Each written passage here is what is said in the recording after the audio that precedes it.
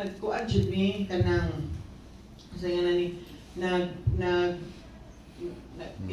mag-inform jud mi and disseminate si balaod na mo.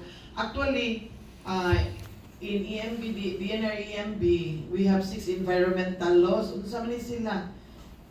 PD 1586, kung mohimo mo building, mohimo mo babuyan, mohimo mo mga unsa nga mga establishment dapat mo apply mo og ECC, Environmental Compliance Certificate, no? Nya kung mo discharge mo og nami RA 9275 which is known as the Clean Air Act, mo nang ang required na siya namo. I-required na mo ang RA 69, i-required na mo ang kanang kompanya ng ilang waste dapat i-treat una nila ilabay.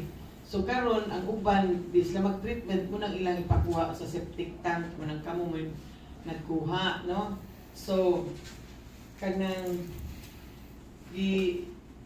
kung ang usa ka kompanya adunay septic tank o iyang napagi wastewater treatment facility, dili na niyo ihawl. Ang inyong ihawl katurang dili mo gawas sa gawas, di ba? Ang inyong hawlon. So under na siya sa Republic Act 9275, kanang tanang kumpanya nga mo discharge kinahanglan na i-permit sa among opisina.